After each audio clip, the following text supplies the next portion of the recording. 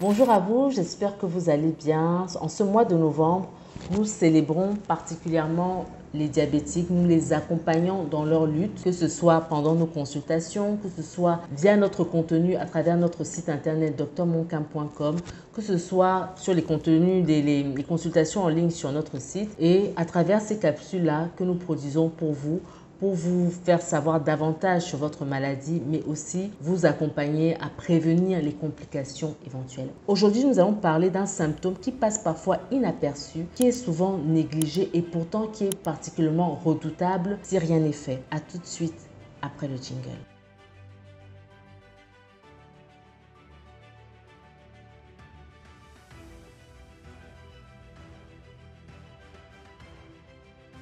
Qu'est-ce que c'est que les crampes? Que se passe-t-il dans notre corps quand on ressent des crampes? Les crampes, en fait, c'est cette sensation d'engourdissement du membre. On a du mal à le bouger avec des petites sensations bizarres, des petits picotements.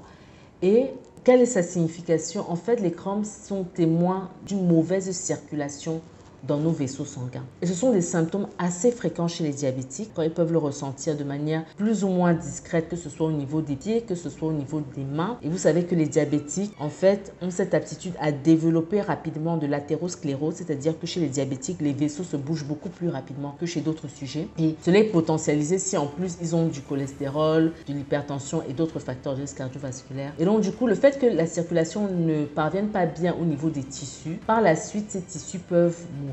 Donc ça commence d'abord par de simples crampes. La phase d'après, ce seront des douleurs au niveau des pieds, notamment lors des efforts. Vous marchez et puis tout à coup, vous avez des douleurs aux pieds. Vous commencez même à boiter, on parle de claudication intermittente. Et si rien n'est fait, bien sûr, cette douleur va survenir au niveau des pieds. Mais cette fois-ci, au repos, vous êtes assis tranquillement et vous avez commencé à avoir mal. Dans tous les cas, vous êtes en train de développer ce qu'on appelle une artérite, l'artérite des membres inférieurs. Je m'arrête tout de suite pour dire que n'attendez pas que la douleur évolue jusqu'au niveau d'une douleur de repos. Allez rapidement consulter soit un cardiologue, soit un médecin vasculaire. Je suis sûre qu'il y en a, quelle que soit la ville dans laquelle vous êtes. Parce que la phase d'après, si rien n'est toujours fait, et ben cette artérite va évoluer de telle sorte que l'oxygène ne pourra plus parvenir au niveau des tissus de vos pieds. Et là, on va tôt ou tard parler d'amputation.